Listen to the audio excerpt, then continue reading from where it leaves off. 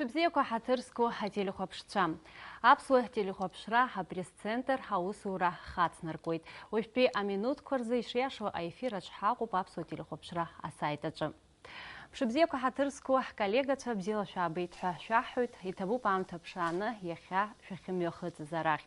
Шарашбарах им подахай гургует апсуэ телехопшра пресс-центр يخبي بريس كونفرنس أري رابخذ بي شجوب حرحزح جوه تري تلخبشرا أجيرتشو حلقالة قناصابها.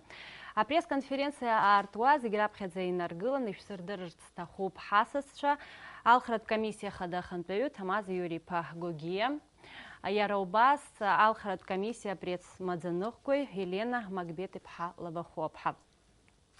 Hazlachajو атема жыларризара парламентах алхраква айбетби адур алхрат комиссия хада ахинза зыгацу акхой. Здравствуйте, уважаемые коллеги! Мы рады видеть вас в пресс-центре Абхазского телевидения. Сегодня мы проводим первую пресс-конференцию на этой площадке. Мы надеемся, что это станет новым этапом в развитии Абхазского телевидения. Открывая пресс-конференцию, хотелось бы, уважаемые коллеги, представить вам наших гостей. Это председатель ЦИК Абхазии Тамаз Юрьевич Гогия, а также пресс-секретарь ЦИК Елена Лабахова. Тема нашей сегодняшней пресс-конференции – готовность ЦИК ко второму туру выборов в парламент Республики Абхазия. Я напоминаю, что первый тур голосования прошел 12 марта. По 35 округам было избрано 12 депутатов. В 22 округах объявлен второй тур выборов. В одном перевыборы. Дорогие коллеги, если вы позволите, я хотела бы задать первый вопрос. Далее у вас будет возможность тоже задать вопросы. Тамаз Юрьевич, до второго тура осталось 5 дней. Как вы оцениваете готовность ЦИК к его проведению и следует ли ждать каких-либо изменений? Ну, глобальных изменений каких-либо ждать не следует, потому что мы работаем в соответствии с требованиями действующего законодательства. Значит, вы знаете прекрасно, что мы продолжаем, это второй тур избирательной кампании, той, которая была определена 12 марта.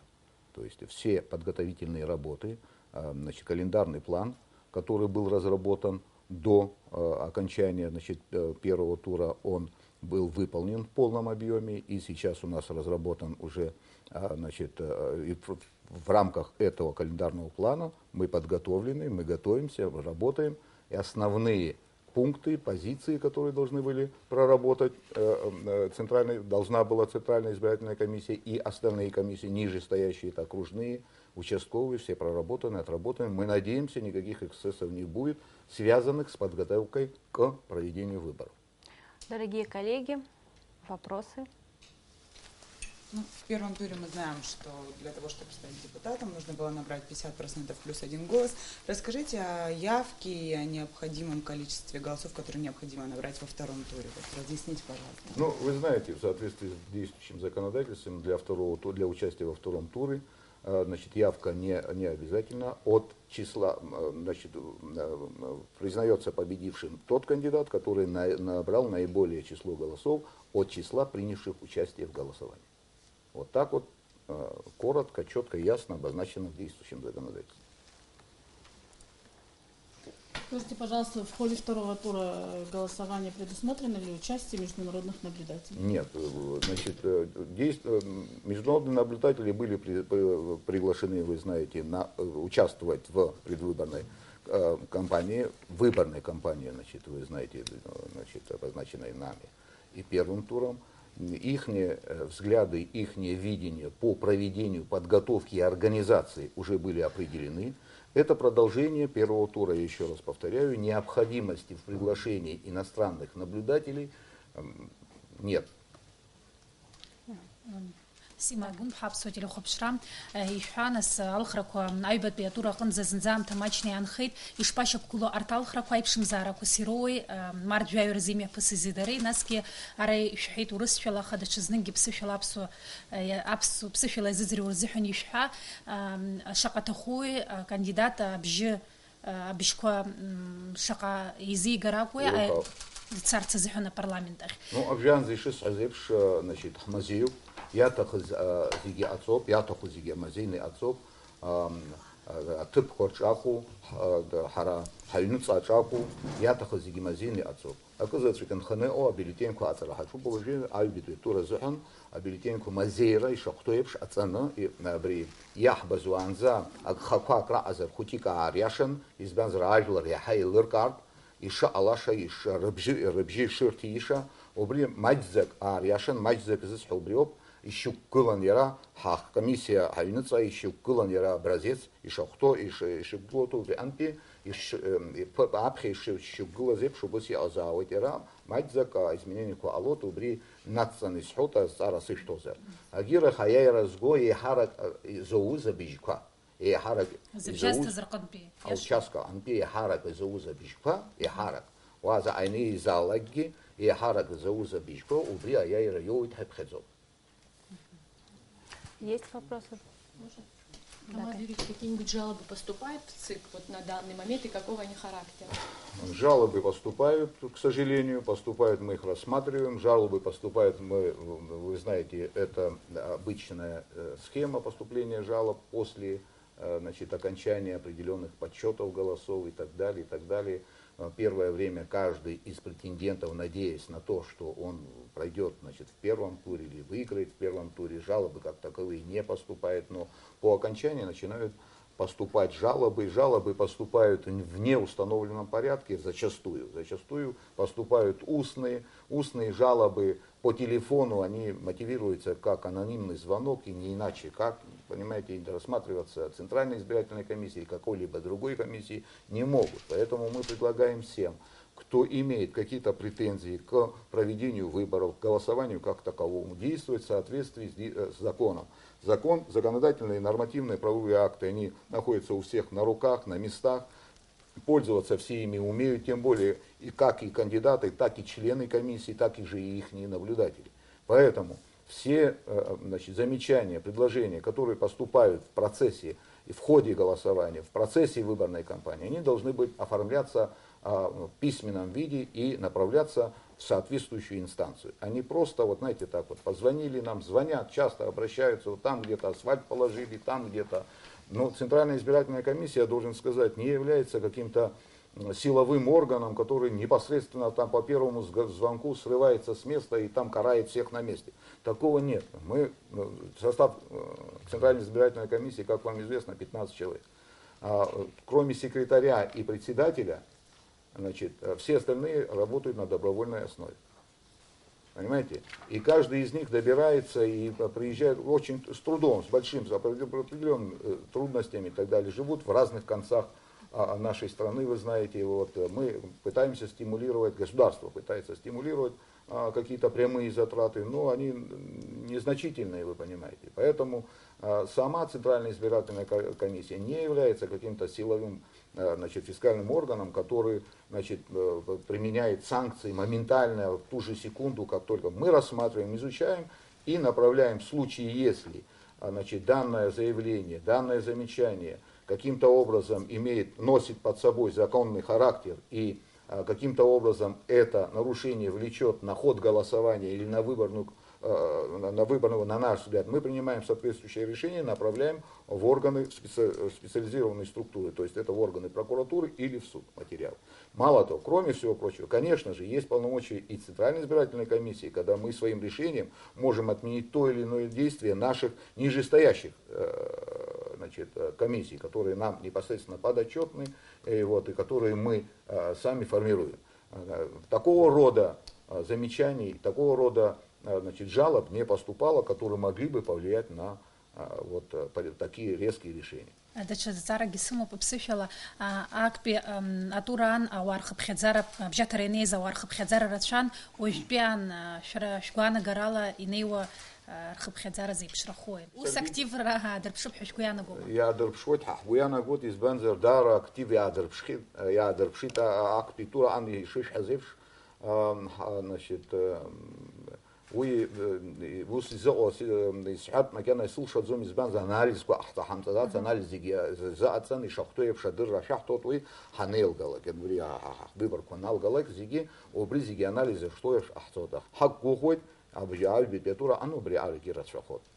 Аха убриан иуҳәар алшома абри ауаа изызнеиуа идырны инеиуеит ҳәа адепутат ҭакԥхықәрас иду еилкааны инеиуеит ҳәа избанзар абжеиҳараҩык сара ауаа ҳахьрыҿцәажәо иаҳбоит ирҳәоит аӡәаӡәы ҳзыҟаиҵап аӡәамҩа ҳзыҟаиҵап убри азыҳәан мацара абжьы иаҳҭоит ҳәа сҳәоит ишԥазнеип убри азҵаара шԥаӡбатәу шәара шәгәаанагарала Уи ишԥазнеиуа ишазҳәоит сара са сгәаанагарала соуп абри телехәаԥшала аума газеҭыжьала аума инаган еилкааны ираҳәатәуп ажәлар изнеиуа даара ус иадулатәуп убри значит ҭагылазаашьақәа ҳахь ажәлар ҳахашҟа ашәҟәы наарышьҭыз абри ҳамҩа наҟарымҵа рыҩбарқәа рахь шәытгьы ҳнеиӡом шәытгьы азхәыцӡом дарбан абри инеиз дызнеиз агьиз убри иаанаго убри заканбзамкәан иалацәажәоит иахдыруеит аха ираҳәатәуп еилкааны убри аҟаҵара ишамуа дара иалырхыроуп ауаҩы дара ргәы иамхо дара рзын уашьҭан уа дахьнеиуа ажәлар рус ихеиҵбо дара рҭыԥ мацара акәымкәан дара рымҩа мацара акәымкәан уи уахь инеиуа ажәлар реизарахь инеиз апарламент ахь инеиз ауаҩы уи азакәанқәа иӡбоит уи ажәлар Аԥсны иахьынӡанаӡааӡо зегьы рыхәаша аус ҟаиҵоит уи ус иахьиуа иара избирательствагьы рахь днеины уигьы русқәа иӡблароуп хазы дасу уск имазарагьы иӡблароуп аха иара иусҵәҟьа иҟоу азакәанқәа аԥҵароуп. Газета «Республика Абхазия», Русудан Барганджия. Из вышесказанного следует, что после первого тура ни одной письменной жалобы вам не поступало на нарушение. Поступали. А какое было реагирование? И на что, если можно? Ну, если это возможно, я не знаю, насколько это возможно сегодня говорить о той жалобе, которая продолжает рассматриваться в суде, должна быть рассмотрена в суде, комментировать ее, насколько это будет правильно с моей стороны, я не могу, к сожалению, вам сказать. Но поступали в письменном виде жалобы. Были жалобы, которые были отклонены, рассмотрены нами и отклонены на месте с участием заинтересованных сторон, по конкретным делам, когда были предъявлены определенные конкретные пункты обвинения в нарушении, определенных нарушениях. Мы рассматривали такие. Вот буквально недавно поступила к нам жалоба от довольно-таки, ну, я не могу этого скрывать, мы тоже все здесь живые люди, каждый имеет определенное отношение к любому кандидату, довольно-таки близкого для меня человека, который пришел с жалобой письменной в установленном порядке, принес. Жалоба его состояла из 8 пунктов, 7 из которых были просто отвергнуты настолько очевидно, что даже рассмотрению не подлежали, понимаете? А одна из тех, которая осталась, она никак не могла повлиять ни на ход голосования, ни на выборы как таковые.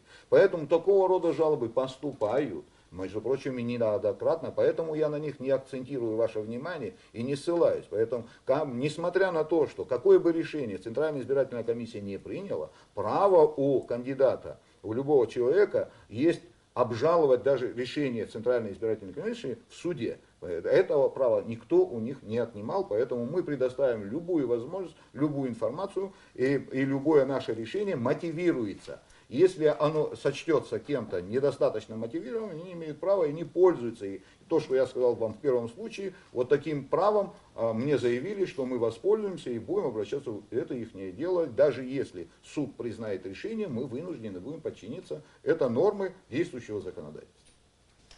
Как известно, на одном из округов перевыборы назначены, да, которые состоятся в мае. Есть ли уже дополнительные кандидаты, которые зарегистрировались и хотят пойти по этому округу? Я должен вам сказать, я надеюсь, значит, мы Елену Магветовну попросим, чтобы она вас проинформировала по календарному плану, который нами принят, уже принят календарный план, он утвержден, календарный план был по повторным выборам. Календарный план подразумевает под себя, это новые выборы, понимаете? И все, что расписано в действующем законодательстве по проведению выборов как таковых, независимо от того, что это повторные выборы, все будет проделываться также в календарном плане. То есть будут выдвигаться, но каждому моменту существует свой срок. Срок выдвижения кандидатов, срок регистрации инициативной группы и так далее, и так далее, и так далее. Все по пунктам. Такие календарные планы мы уже разослали в средствам массовой информации. Насколько мне известно, мы по электронной почте это делаем. Мы можем предоставить всем заинтересованным, мы обязаны предоставить, и мы их предоставим. Вот. А если вас конкретные цифры, даты интересуют по календарному плану, пожалуйста, обращайтесь. Я думаю, Елена Магветовна обязательно вам скажет, что конкретно в какой день надо сделать. Вот именно на повторных выборах по 17 округу. Может быть, мы озвучим эти даты, Да. если можно, Ну, будет, уже если интересно. утвержден календарный план Центральной избирательной комиссии. Выборы состоятся 14 мая 2017 года. Регистрация политических партий и инициативных групп начинается с 25 марта и заканчивается 14 апреля. Также с 25 марта по 14 апреля запланировано выдвижение политических партий, регистрация выдвижения кандидатов в депутаты политическими партиями и инициативными группами. С 14 апреля по 4 мая регистрация кандидатов в депутаты Центр избиркомов. В течение 10 дней после подачи документов Центральная избирательная комиссия принимает решение о регистрации или не регистрации кандидатов в соответствии с соответствием документов, которые были представлены. Дальше опубликование в печати идет, регистрация кандидатов в депутаты не позднее, чем на 4-й день после регистрации. Ну, остальной процесс как бы уже понятен, идет зарегистрирован кандидат, и он как бы уже ведет свою предвыборную кампанию. Но здесь как бы опорные цифры, это 14 мая выборы состоятся, и выдвижение с 25 марта по 14 апреля. Я думаю, что вот остальные как бы подробности, они такие вот как бы технические, они есть в печати и доступны. Если что-то еще нужно озвучить, пожалуйста, я готова. Спасибо. Дорогие коллеги, есть вопросы?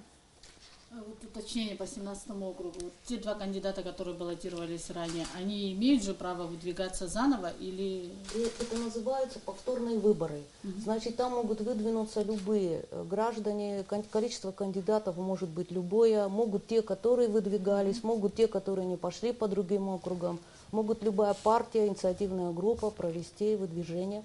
У нас в данный момент были округи, где у нас было по 7 кандидатов. То есть вполне возможно, что такая же картина пройдет и по этому округу.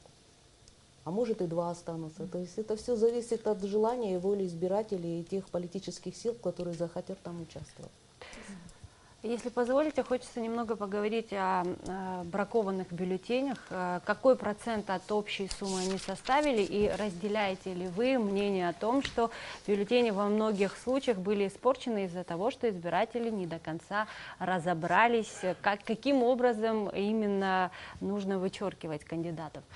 Значит, по данный вопрос самый болезненный, он один из болезненнейших вопросов. Вы знаете, был комментарий один, значит, по телевидению был комментарий, где делали довольно-таки замечания, наверное, правильные замечания со стороны любого гражданина, значит, наблюдателей и так далее, когда считается, что бюллетень недостаточно так понятен, недостаточно разработан, может быть, и так далее. Масса всяких точек зрения по данному вопросу, и количество бюллетеней, испорченных, может быть, чуть превышает, чем было, но немного совсем, превышает, данные у нас все есть, мы вам скажем, чем ранее, по ранее проводившим выборам, это выборы 2012 года, я имею в виду, почему, потому что сравнительная характеристика, депутатские выборы 2012 года и 2017 года, вот берем мы за основу. Но что касается полного объемного анализа, пока еще мы сделать не имеем права, потому что, вы понимаете, все материалы поступают в Центральную избирательную комиссию в опечатанном виде. И доступ к бюллетеням, именно опечатанным, может быть произведен только после того момента, когда пройдет срок обжалования любого решения. Понятно, да? То есть мы должны выдержать определенный срок для того, чтобы имели право сами мы, не окружная, не Центральная избирательная комиссия, только в отдельных случаях, когда есть определенная жалоба, есть конкретная жалоба по какому-то отдельному установленному порядке, в том порядке, в котором определен законом, а не так вот, когда вот все это закончилось, а потом вдруг кто-то захотел там обратиться, да, ну могут только напрямую в суд, наверное. Вот. Мы вскрывать их не имеем права для того, чтобы провести этот анализ. Нам тоже хотелось бы сделать такой анализ. Очень интересно. Вы знаете, что в 2015 году был принят закон об абхазском языке. Применение его было обязательно для всех органов государственной власти и управления, для всего государства в целом, в том числе и для Центральной избирательной комиссии. Отчасти мы приняли такое решение, когда применили двойной текст, вы знаете, да, фамилии на 2 языках, как принято в этом законе. Может быть, в какой-то степени это тоже повлекло на выбраковку определенного количества бюллетеней. Кроме всего прочего, вы знаете, что в выборах депутатов Народного собрания парламента Республики Абхазия нет графы против всех. Просто все бюллетени считаются недействительными, если они, значит, оформлены недолжным образом. Мы не сделали еще этого анализа. Возможно, что там часть из выбракованных это были протестные бюллетени. Никто же не говорил о том, что они все именно испорченные бюллетени. Может быть, это протестные. Поэтому мы в обязательном порядке проведем этот анализ. Это очень работа должна быть проведена нами. Но и тем не менее, исходя из первых поступивших предложений, жалоб, значит, мы сделали частичное изменение, внесли. Значит, образец бюллетеня будет представлен, значит, в АГДРК, для того, чтобы с этого дня, с сегодняшнего дня, буквально в самое любое свободное время, как можно чаще демонстрировалось порядок заполнения и вычеркивания, значит, того кандидата, против кого они голосуют. Вот, это будет сделано. Что касается незначительных изменений, порядковые номера были проставлены, вы знаете, когда кандидатов было большое количество. Да, в отдельных участках было большое количество, и когда фамилия была обозначена на двух языках, многие воспринимали это как несколько фамилий, те, кто не читал на абхазском языке. Поэтому мы в каждой графе поставили порядковый номер. Отчасти начали ошибаться и зачеркивать порядковые номера, а не фамилию, как это сказано в законе. Поэтому сейчас, когда остается два кандидата, мы убрали эти порядковые номера. Мало того, мы в соответствии с требованием закона об абхазском языке, значит, условия эти выдержали, насколько мы видим. На абхазском тексте фамилии увеличенном и более жирном сделали. На русском тексте общедоступном, да, межнациональном, условно так говоря, значит, мы сделали чуть поменьше текст и промежуток между фамилиями увеличили для того, чтобы было это четко ясно.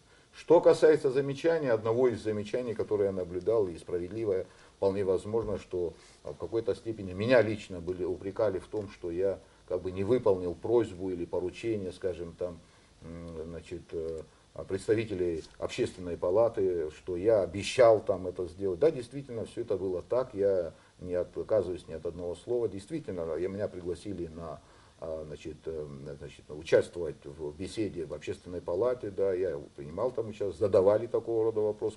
Правда, немножечко там есть небольшое отклонение, в записи все это есть. Я сказал, да, действительно, мы будем это делать в соответствии с требованием действующего законодательства, что и было сделано. Я вынес этот вопрос на рассмотрение заседания комиссии. Я человек тоже новый, то есть опытные люди есть, которые знают эту работу, более опытные, знают об обычные ошибки, которые возникали в процессе всей выборной кампании. И многие сказали, пока у нас существуют бюллетени с большим количеством кандидатов, вывешивать образец, просто указав, скажем, всем зачеркнув, последнего оставив, это призыв к действию. Понимаете, для многих это является призыв к действию. А повесить 8 значит, разных бюллетеней в одной кабинке просто невозможно, чтобы в каждом разе по-разному зачеркивать, значит, показывать то первого, то второго, то третьего. Что касается второго тура, такое решение было принято, и оно будет сделано. Значит, в кабинах будут вывешены 2 бюллетеня с 2 фамилиями. В одном из них будет зачеркнута верхняя фамилия, кандидат в депутаты будет написано. Фамилии вообще не будет. Просто будет написано верхний кандидат в депутаты, в другом случае нижний кандидат в депутаты, чтобы не было, значит, соблазна просто подчиниться тому образцу, который висит там. Вот такое решение было принято, вот такая поправка есть. И что касается еще одного, мне хотелось воспользоваться случаем, заявление такое небольшое сделать. Никто не имеет права вмешиваться в избирательный процесс. Как бы он ни считал правильным, может быть и правильно, то, что кто-то от себя захотел там повесить какой-то образец, вы понимаете или нет? Это недопустимо, это не только противозаконно, оно преследуется административно и уголовно, понимаете, потому что это может повлечь какие-то дела. Когда человек пришел голосовать, он хочет, чтобы его голос помог тому или избирателю. И все те недоработки, которые, значит, сделаны нами, Центральной избирательной комиссией, окружной комиссией или участковой, значит, должны быть, конечно, искоренены, и мы над этим работаем, мы это исправим. Что касается анализа, я еще раз говорю и повторяю, никто не может делать никакой анализ. В разных участках, в разных округах по-разному подходят и разные ошибки. Имейте в виду, есть ошибки, когда люди, вот было написано четко ясно, написано в бюллетене. Мы сейчас увеличили этот текст и убрали нижнюю часть. И написано было продолжение, скажем. Там написано порядок заполнения, значит, бюллетеня написано. Значит, вычеркивается фамилия, против кого вы голосовали на одном из языков. Было продолжение. На одном из языков. Возможно, и на одном из языков. То есть на абхазском или на русском. Те, кто не читал на абхазском, он считал, что вот зачеркнув все, что на абхазском, оставлю своего кандидата только на русском, и это будет нормально. И бюллетень считался недействительным. Понимаете, какая проблема? И поэтому такого рода проблемы возникали часто, в разных случаях по-разному, в разных местах по-разному. Поэтому я попросил бы вас, всех представителей средств массовой информации, не делать каких-то поспешных заявлений. Мы вам такую информацию предоставим после того, когда проведем анализ всего того, что было сделано. Да, конечно. Я просто дополню чуть-чуть. Вот мы проанализировали выборы 2012, которые были в парламент, и 2017. Но я вам хочу сказать, что у нас значительно увеличилась явка в 2017 году. То есть, если вот по статистике взять, в 2012 году у нас самый большой процент на участке, это был 60% принявших участие в голосовании, таких участков 4. На сегодняшний день у нас самый большой процент 70%, и таких округов 6. Вот. И вот тоже такая вот цифра интересная. То есть в 2012 у нас на 9 округах было 30% приняли участие, а сегодня у нас таких округов только 1. То есть у нас цифры свыше 40%, свыше 50%, свыше 60% и свыше 70%. То есть общий процент 54% у нас от общего количества избирателей приняло участие в выборах. И нужно сказать, что по сравнению с 2012 на 8050 человек у нас проголосовало больше. То есть само количество принявших участие, большее количество, конечно, показывает, что и большее количество у нас и бюллетеней, которые неправильно оказались заполнены по той или иной причине. Причину мы будем анализировать. То есть, если это были претензии, мы считаем, что недопонимание произошло между образцом бюллетеня и избирателей, то мы постарались учесть все эти недостатки в новых образцах.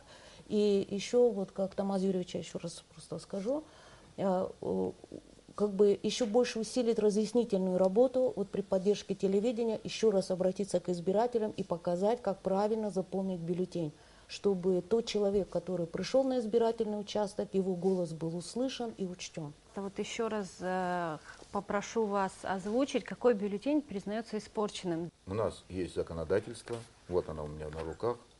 Если открыть соответствующую статью, все четко, ясно прописано. В случае, если ни один из кандидатов не вычеркнут, первый. В случае, если оставлено 2 и более кандидата не вычеркнутые. В случае, если все кандидаты зачеркнуты. Это обозначено у нас в действующем законодательстве. Подробные инструкции даны руководителям участковых и окружных комиссий. Документ называется «Рабочий блокнот», в котором детально расписаны нюансы. Есть определенные нюансы, когда, вот я сейчас бы не хотел говорить об этих нюансах, когда волеизъявление граждан определяется комиссией на месте. То есть есть вещь, когда вы помните, галочку иногда кто-то ставил, то есть зачеркнул всех, а рядом с той фамилией, которую он хочет, просто галочку или крестик поставил. А вот понимаете, в этом рядом, я еще раз повторяю, рядом с той фамилией. И это волеизъявление граждан определяется комиссией участковой. Они коллегиально принимают каждый конкретно. В этом случае, как таковое участие в работе комиссии не мешают, но присутствуют в этой работе обязательно в порядке наблюдателя. Понимаете? Но и самый главный принцип в таких случаях — определить волеизъявление граждан. Если волеизъявление граждан четко, ясно определена, четко, ясно и не противоречит тем пунктам закона, где обязательно сказано, которые бюллетени считать недействительными, то в этом случае комиссия на месте коллегиально своим решением оформляет данный документ и признает его или действительным, или недействительным. В каждом конкретном случае по-разному. То есть удачи желать не нужно на бюллетене никак. Даже если пожелают, это не есть прямое нарушение, если это каким-то образом не зачеркивает фамилию. Но я еще раз говорю, это не есть призыв к тому, чтобы так делать.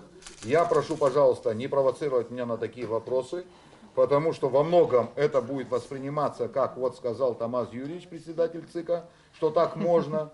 и начнут там волеизъявление свое излагать в письменном виде, прямо по тексту и по всей значит, площади избирательного листа. И еще вопрос, если позволите, как будет предоставляться информация по ходу голосования в день выборов, будут ли проводиться пресс-конференции ЦИК? В день выборов у нас не предусмотрено, вы знаете, итоговая пресс-конференция у нас будет на второй день после выборов. Она запланирована у нас, она у нас в календарном плане, мы вам раздавали, вы знаете, наш сценарий, значит, он находится во всех средствах массовой информации, он существует, но мы абсолютно не избегаем встречи с журналистами, мы готовы с вами работать, общаться в любой форме, будет это в форме пресс-конференции, будет по форме, я не знаю, там, интервью или просто вопросов какие-то, я не знаю, по телефону, мы готовы отвечать на все вопросы, которые будут возникать у вас по ходу предвыборной кампании или выборной кампании уже как таковой. Дорогие коллеги, если вопросов нет, на этом завершим нашу пресс-конференцию. Еще раз напоминаю, что второй тур выборов в Народное собрание парламент Республики Абхазия пройдет 26 марта в 22 избирательных округах. За места в однопалатном законодательном органе на данном этапе будут бороться 44 кандидата. Во втором туре победившим в округе признается кандидат, набравший большее количество голосов. А выборы считаются состоявшимися при явке 25%. Спасибо вам большое, Тамаз Юрьевич, спасибо вам, Елена Макбетовна. Благодарю коллеги. До новых встреч. Спасибо вам большое. Телехопшца Габриала, пресс-центр Хаусура Хыркшуп, я его Хайкшараканза Абзерас.